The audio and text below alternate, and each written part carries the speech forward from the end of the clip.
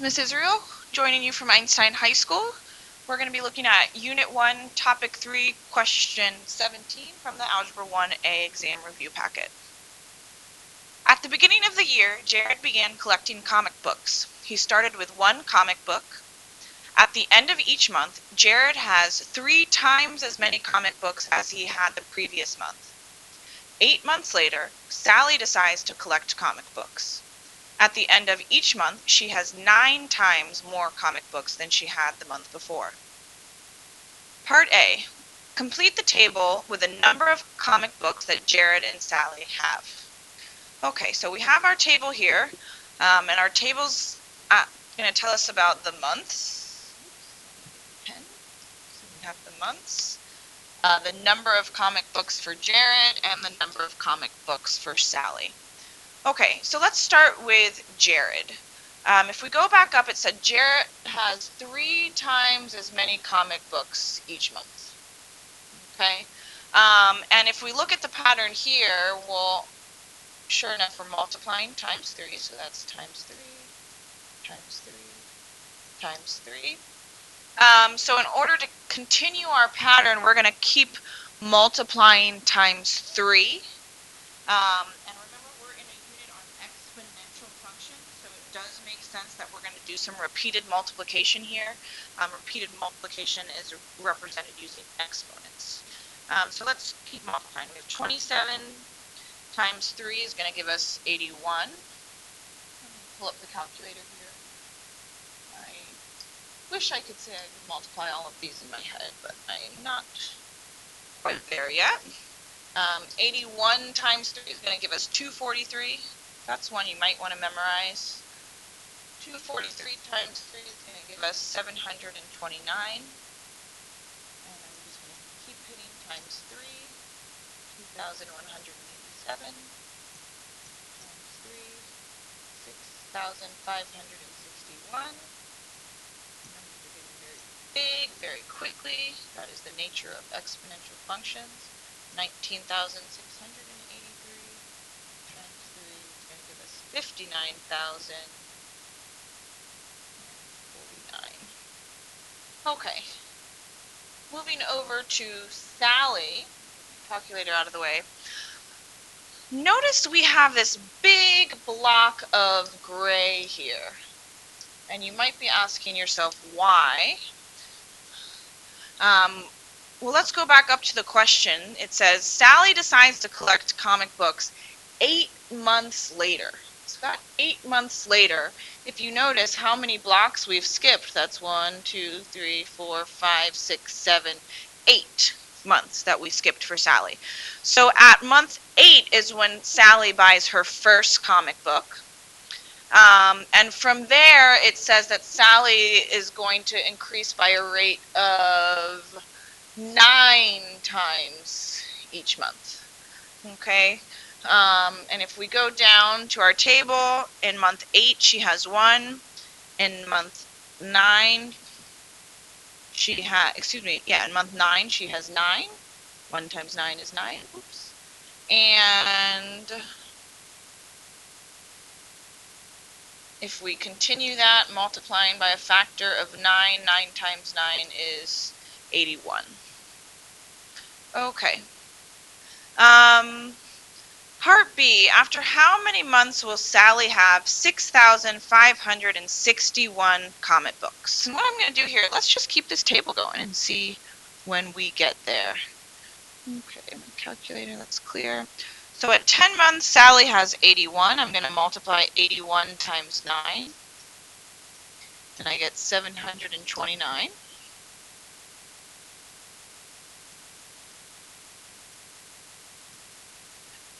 So that would be 11 months later. And if I multiply times 9 again, let's see. Oh, there we go. We get 6,561.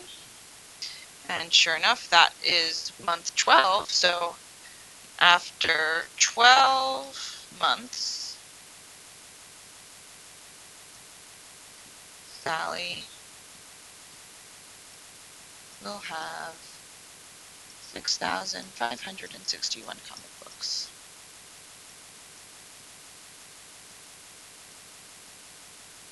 Okay, so keeping the table going is always a solid strategy. All right, let's go down to part C. Let M represent the number of months after Jared started collecting comic books. Write an expression for the number of comic books that Jared has after M months. Okay, so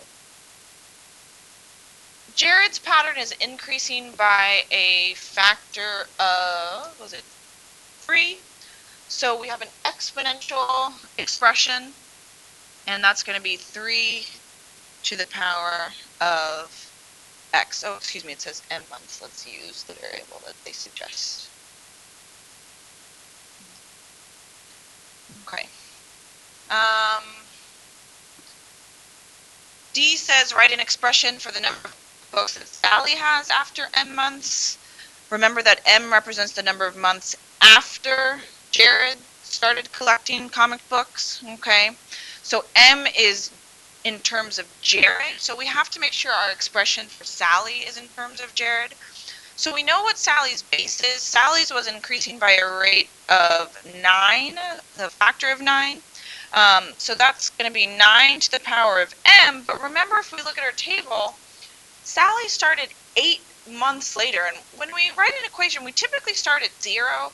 In order to get back to 0, what we're going to have to do is subtract 8 months. So we're going to express that by putting minus 8 there for Sally's expression. Okay. Remember, an expression is does not have an equal sign, so we just wrote expressions. We haven't written an equation for anything yet. We've just written expressions for Jared and Sally in terms of m months. Okay. Part E. Determine after which month Jared and Sally will have collected the same number of comic books. All right, the same. In math terms, we usually say that's equal, right? So we want to know, when is Jared's comic book collection going to equal Sally's comic book collection? So we're going to use those expressions that we created in part C and D. So instead of Jared, we decided on 3 to the power of m. And instead of Sally, we decided on 9 to the power of m minus 8. So I'm just substituting those expressions for Jared and Sally. And then we have an exponential equation that we need to solve. And remember, the first step, I hope you're saying this out loud to yourself, like bases. In order to solve an exponential equation, we need to have the same base on each side.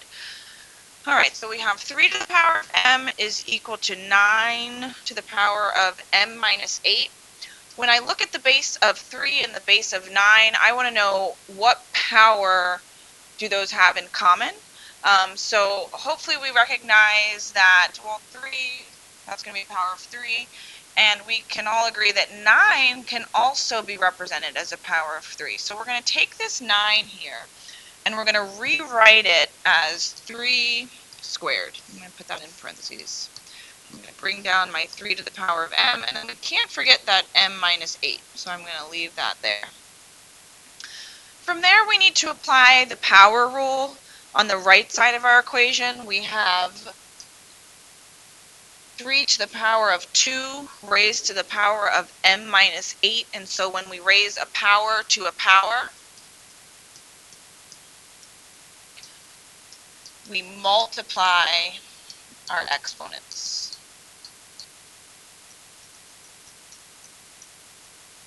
Okay. So I'm actually going to multiply 2 times m minus 8. So I'm going to rewrite that. That's 3 to the power of m times 3 to the power of 2m minus 16. Okay. Our second step, once we have gotten like bases, we can actually ignore them. Did all that work just to ignore them? So now that we have 3 and 3, I'm actually going to ignore those, and I'm going to rewrite the equation as m equals 2m minus 16. So our goal of getting like bases was actually so that we could just cancel out those bases. and write an equation with just our exponents. From there, we have an equation that we can solve. So we have variables on both sides. We're going to use our properties of equality to solve that equation. Our goal is to get all of our variables to one side, so all of our m's to one side and our numbers to the other side. So I have m and 2m. Since that m is by itself, I'm going to leave it alone. I'm going to bring its friend 2m over to the other side. Since that's a positive 2, I'm going to use the subtraction property of equality to cancel that 2m out and bring it to the other side. M minus 2m is going to give us negative 1m is equal to negative 16.